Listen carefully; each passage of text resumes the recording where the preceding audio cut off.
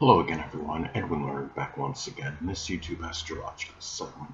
We're going to be talking about having a Taurus Sun and Taurus Mercury in a natal chart. Now, first off, the base, I'm going to elaborate and expound on that. What I'm talking about is having that Sun and Mercury combination in the natal chart, having Taurus Sun and Taurus Mercury in your natal chart. Now, first off, the basic character, which is the Sun.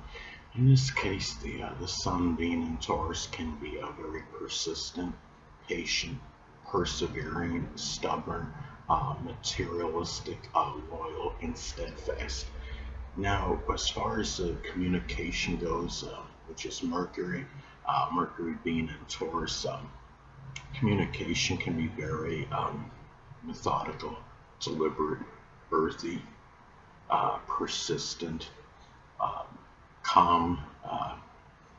The person may speak in a resonant tone, and the person may also learn often through things that are demonstrated visually. Now, the Sun in astrology is connected with our basic ones, and Taurus Sun, wants to generate income and acquire material possessions, and Mercury in Taurus may often talk about values, things of a monetary nature, trustworthiness, and things associated with loyalty and their resources.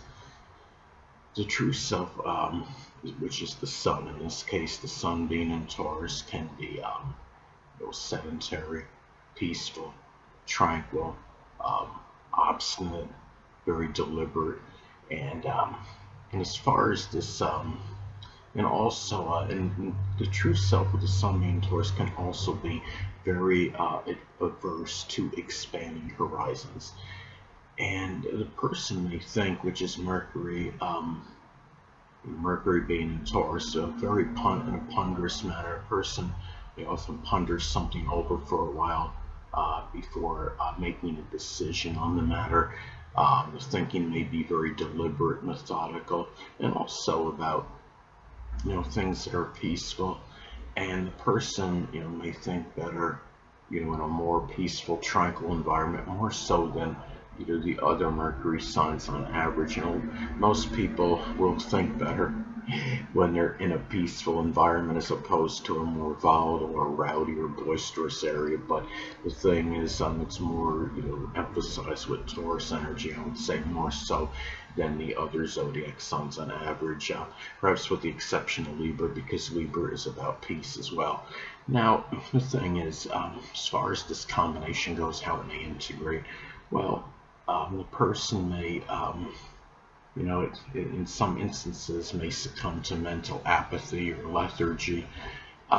The thing is, at the same time, though, the person can, focus, with much concentration, on good powers of concentration on mental tasks. Now, the thing is, if Mercury is posited before the Sun, the thinking may be more premeditative.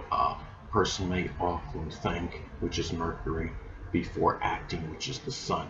Now, if it's the opposite, and if the Sun is posited before Mercury, then the person may often act before thinking. And acting, actions are the Sun, thinking, of course, is Mercury.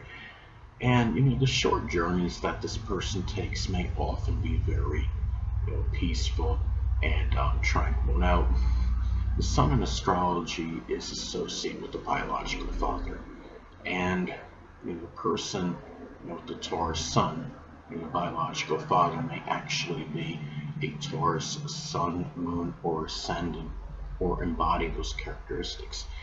Now, Mercury is connected with siblings, cousins, and neighbors. And having a Taurus Mercury, siblings, cousins, and neighbors, a number of them may actually be Taurus, Sun, Moon, or Ascendant people, or embody those traits. And also, too, it's about the perception of these people.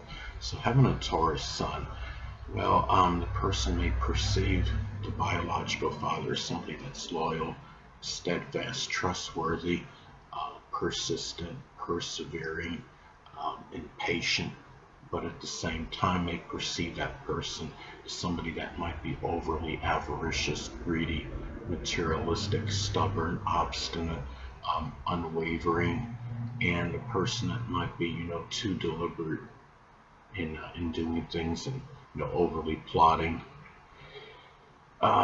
Now with the Taurus Mercury, the person may perceive a number of their siblings, cousins, and neighbors, as people again, that are, loyal, steadfast, trustworthy, persistent, patient, and persevering, but may also perceive those people as overly stubborn, obstinate, greedy, materialistic, um, overly plotting, overly deliberate,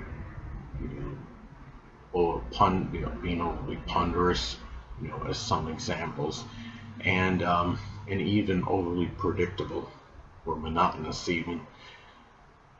Now the thing is, this combination of such, of course, you're getting a double dose of Taurus energy. This is a person that might have very good financial acumen, because the Taurus sun, the sun in astrology is connected with the basic fundamental character of the person. And the thing is, the basic character is one that could be very financially, monetarily savvy, very shrewd in monetary matters, being able to acquire possessions, a person that can formulate financial plans good. And you have the Taurus Mercury on top of that, and this person can think, again, you're talking about formulating monetary plans, ways to make money. This person can be very proficient in that.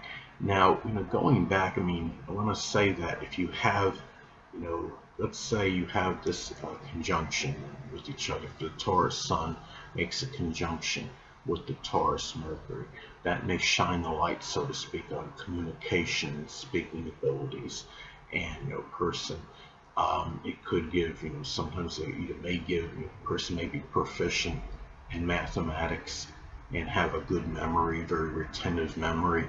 And it could be, regarding things, the Taurus type nature, which is connected, not just with money, but Taurus subjects such as gardening, agriculture, architecture, geology, earthy subjects, things that are, value of things just in general. So there are, this is, gardening, cultivation, things of that nature. And I would say also, again, if the Taurus Sun is making a conjunction to your Taurus Mercury, I would say too that could indicate that siblings, because Mercury is connected with siblings, and the Sun is about your life. That those people, and even cousins and neighbors, may be more connected with you during the course of your life, more so than most. I actually have my Cancer Sun making a conjunction my Cancer Mercury, but it's odd with me because I never had any siblings and cousins. I don't really have much connection with them, and neither with my neighbors. So of course you got to factor in other things in your natal chart. And as I said in my earlier videos, basically don't isolate any one aspect, element, or placement, or what have you. Make an analysis on the whole, on the person based on that alone, because there's so many things to look at in the natal chart. Natal chart is like an intricate piece of machinery with many components in it. So anyway, people, that'll conclude this YouTube astrological segment. Until next time, Edwin Learnard saying stay well.